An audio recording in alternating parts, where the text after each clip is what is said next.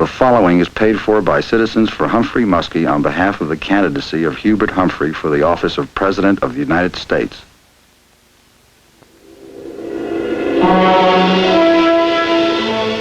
America. Powerful. Incredibly wealthy. A world leader. Dedicated to peace.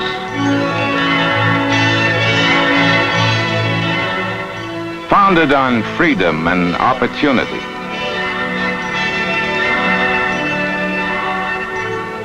Yet a nation faced with serious threats to its future. But this is not the first time in our history that we have been challenged by dissent. Off the car! Hey, off the car! And violence.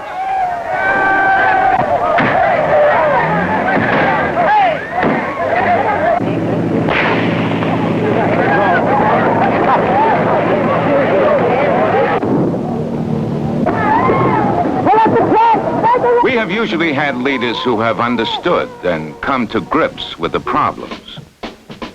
But when leadership is lacking, prosperity itself can become a problem. In the frivolous 20s, Republicans occupy the White House and the country goes on a giddy whirl of speculation.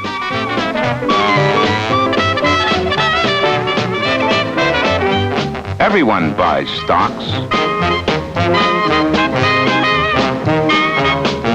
Fortunes are made in a day.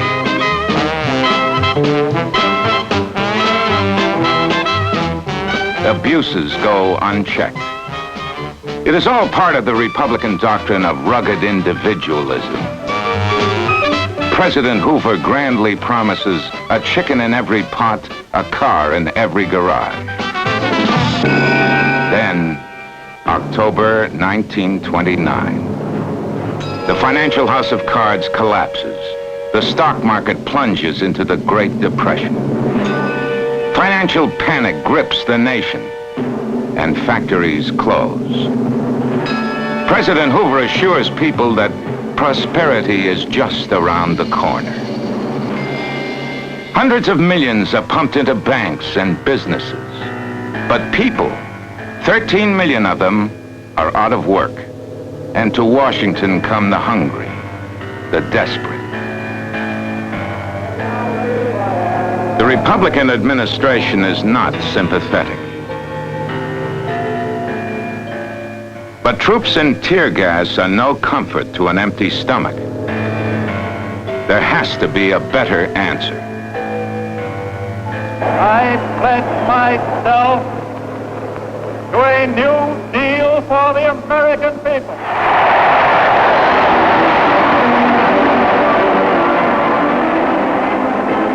Franklin Delano Roosevelt. He gives the people hope when they have none. And they make him their president. To speak the truth, the whole truth, frankly and boldly.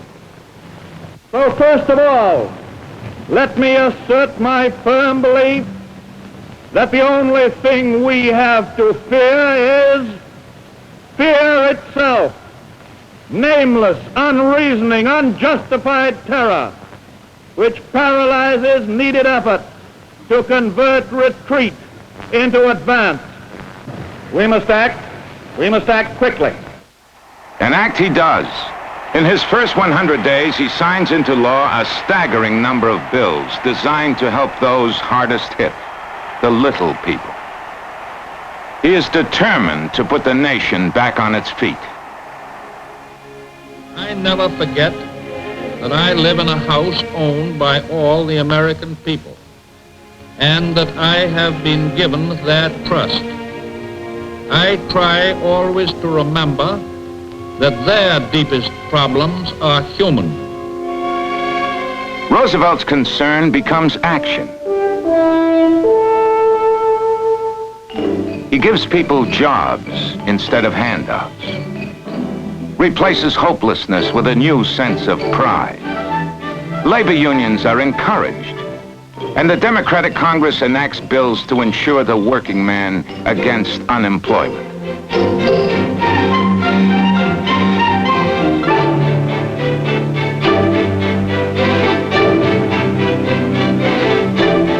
Despite bitter opposition from the Republicans, FDR sets up the Social Security system, guaranteeing every American an old age, free from want.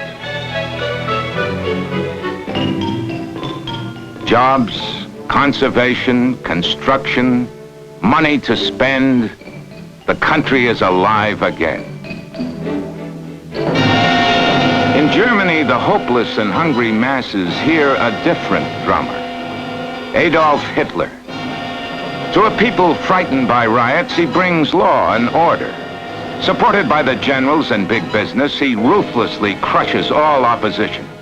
He breaks labor unions, censors newspapers, burns books, and like all demagogues, he gives the people someone to hate.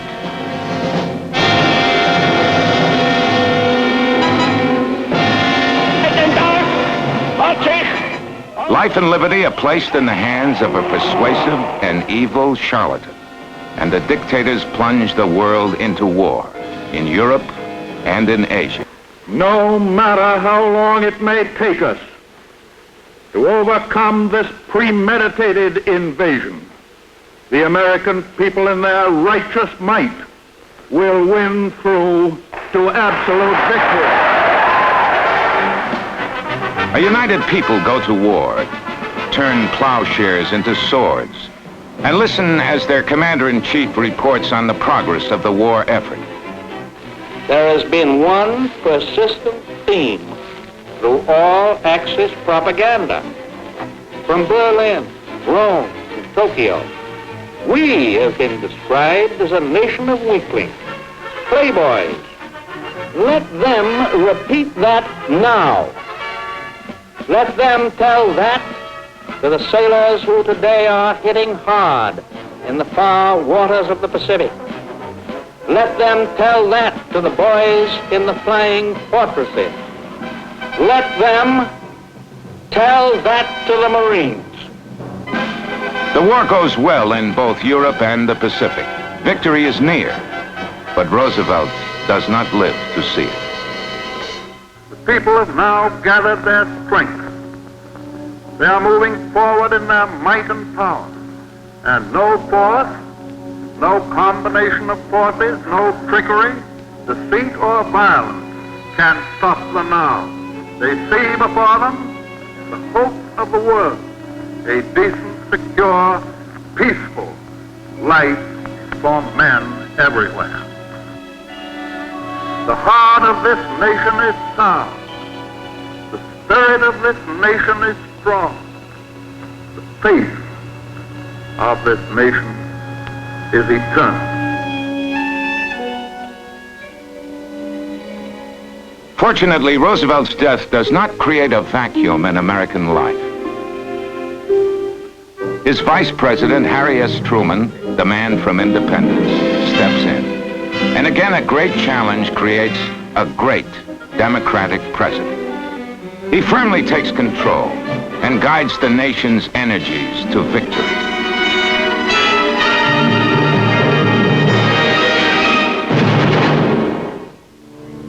But peace brings its own problems.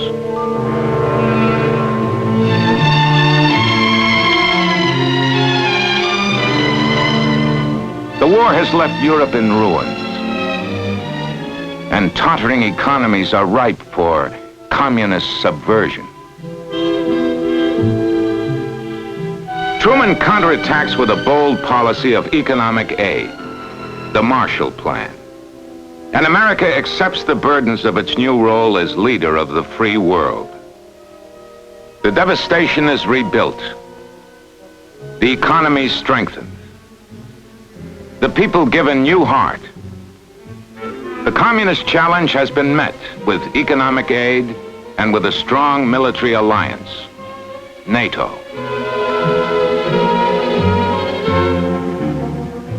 In America, an unprecedented program is being put into effect.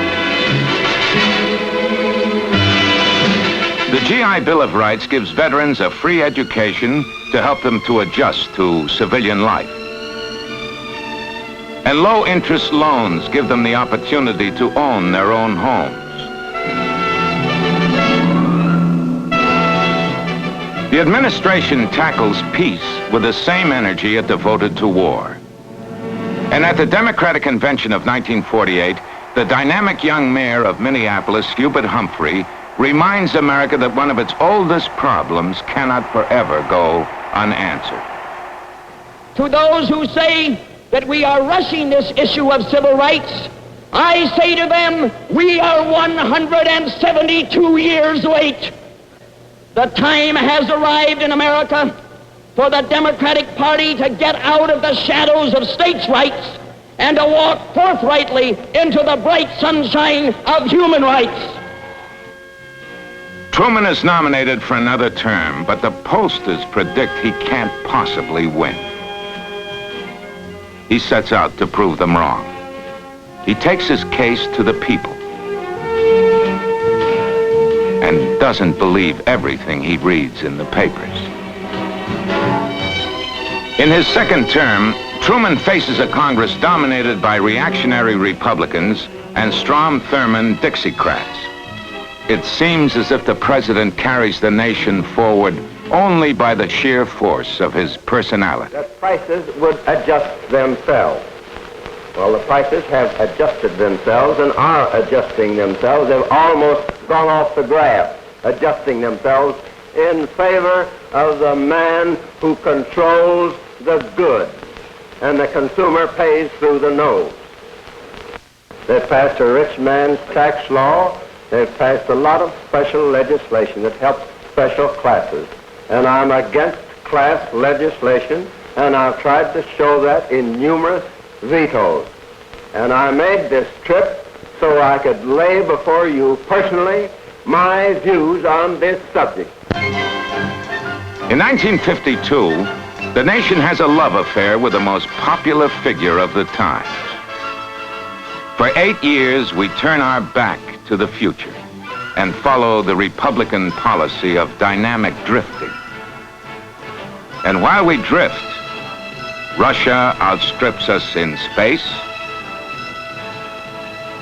and a communist neighbor opens shop 90 miles from our shore.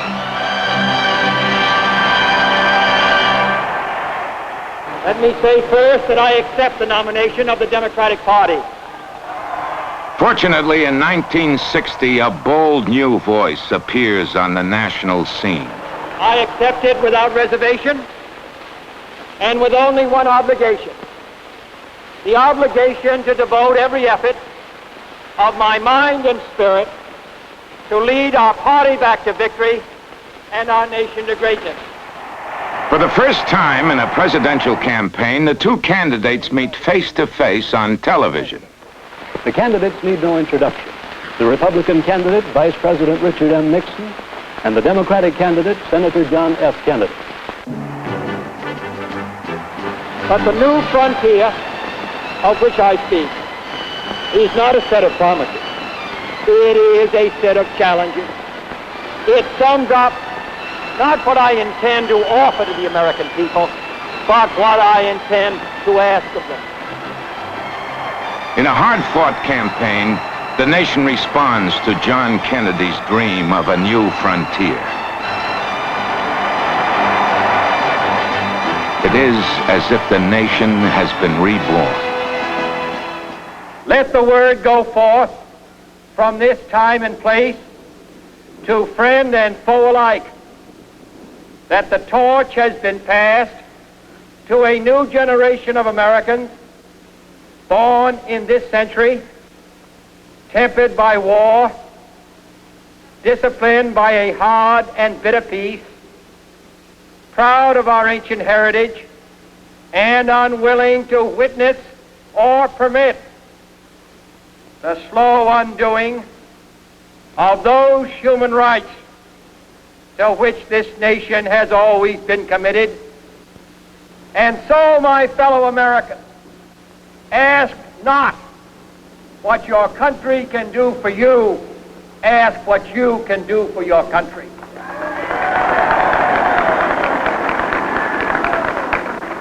Kennedy years will create a new generation of young Americans eager to contribute to the nation's future. Ask not what America will do for you, but what together we can do for the freedom of man. Today I have introduced, along with Senator Fulbright, Chairman of the Foreign Relations Committee, the Peace Corps proposal.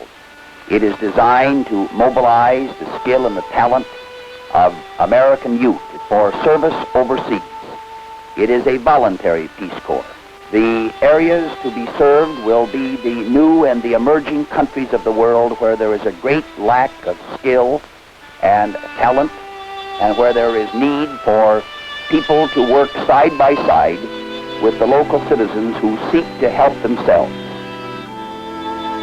John Fitzgerald Kennedy, a man of high ideals and great hopes, but also a strong leader. When Russia has the audacity to set up nuclear missiles in Cuba, the world holds its breath. The path we have chosen for the present is full of hazards, as all paths are. But it is... Kennedy stands firm and eloquently expresses the thoughts of every American. Around the world. The cost of freedom is always high, but Americans have always paid it. And one path we shall never choose, and that is the path of surrender or submission. At the United Nations, Ambassador Adlai Stevenson challenges the Russian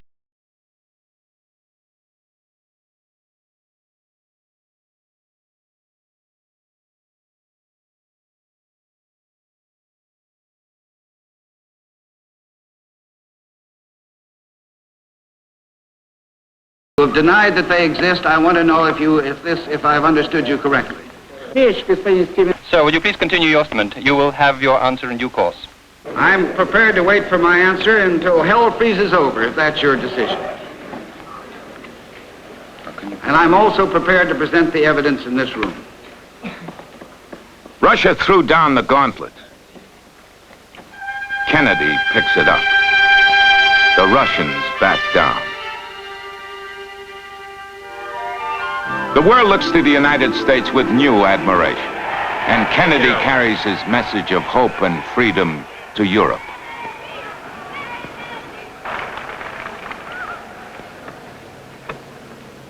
There are many people in the world who really don't understand, or say they don't, what is the great issue between the free world and the communist world. Let them come to Berlin.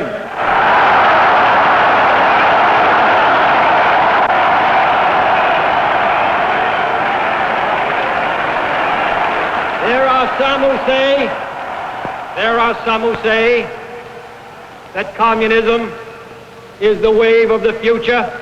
Let them come to Berlin.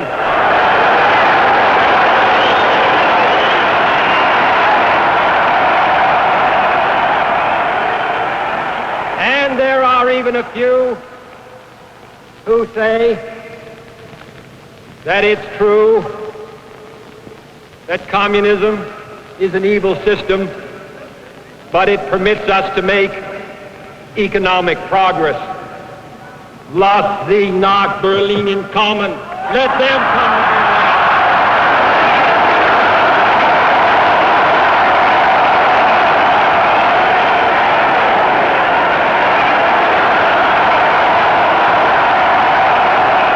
Freedom has many difficulties, and democracy is not perfect. But we have never had to put a wall up to keep our people in, to prevent them from leaving us.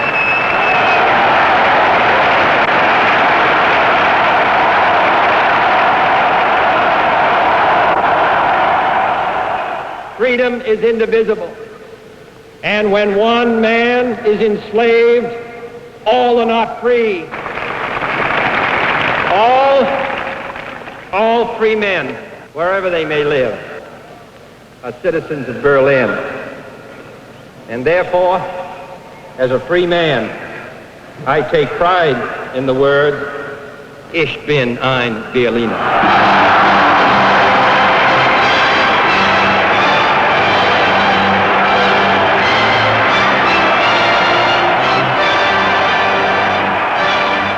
Freedom has many difficulties, said Kennedy. He comes to grips with one of them in Alabama. Good evening, my fellow citizens. The orders of the court are beginning to be carried out. Defiance of the law is the surest road to tyranny. For any government of laws and not of men, no man, however prominent or powerful, and no mob, however unruly or boisterous, is entitled to defy a court of law. And Kennedy ensures that the laws are obeyed, even by governors. Dedicated to justice and equality for all the people, he starts a tide of social progress that not even tragedy can halt. This nation was founded by men of many nations and backgrounds. It was founded on the principle that all men are created equal, and that the rights of every man are diminished when the rights of one man are threatened. In short, every American ought to have the right to be treated as he would wish to be treated, as one would wish his children to be treated.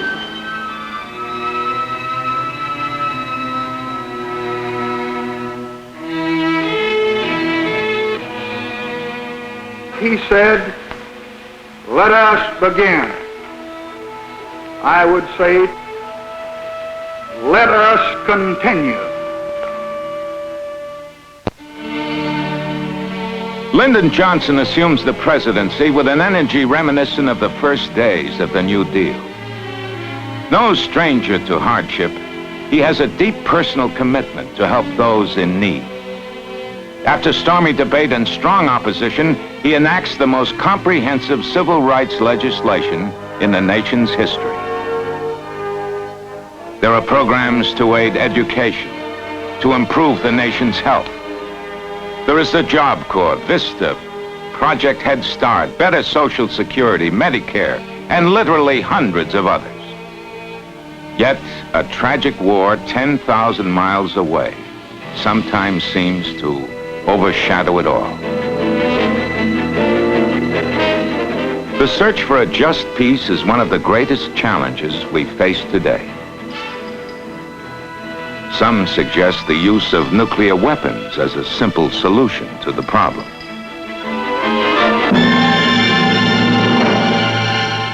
While the more sophisticated glibly promise peace, but neglect to say just how they would achieve it. Only the Democrats have the courage to face the issue with responsibility, to actively search for answers to a complex and difficult question. It is an era of dissent. Born in the shadow of the nuclear age, young people everywhere question the society they live in.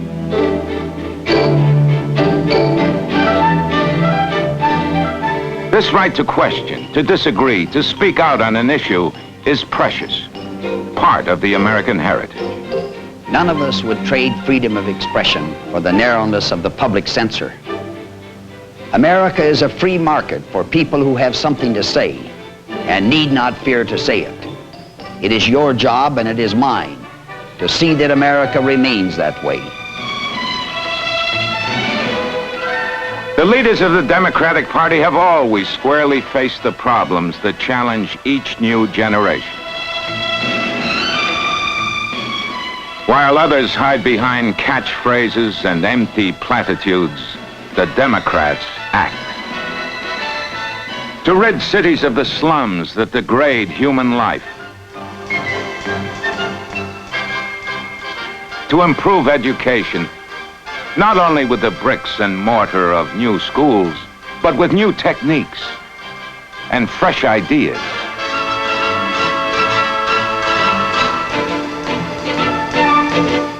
To reach out for the unskilled, to give them training, hope, and a job instead of a handout. I know the problems facing this nation, and I do not shrink from these problems. I challenge them. They were made by men, and they can be solved by men. people are the nation's most precious asset. Although others consistently vote no to all programs of human welfare, the Democratic Party has persevered in its efforts to help the people, all the people. And in the face of bitter opposition, they have ensured that those who have passed their productive years do not go in need of doctors or hospitals. And that the very young who come from homes where poverty is no stranger still have the opportunity for a head start in life. The wealthiest, most prosperous country on earth cannot afford to turn its back on those who need help. Perhaps it was best expressed by the late Robert Kennedy when he said, "For us as Democrats, the responsibility is clear. We must offer that leadership which prefers facts to illusions, action to sullen withdrawal. As for those who find repression more congenial than justice, and anger more popular than compassion, let them go their way.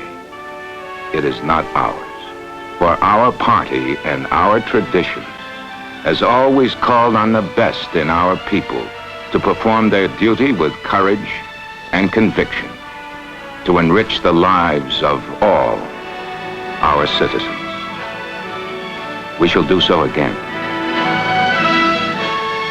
because it is right."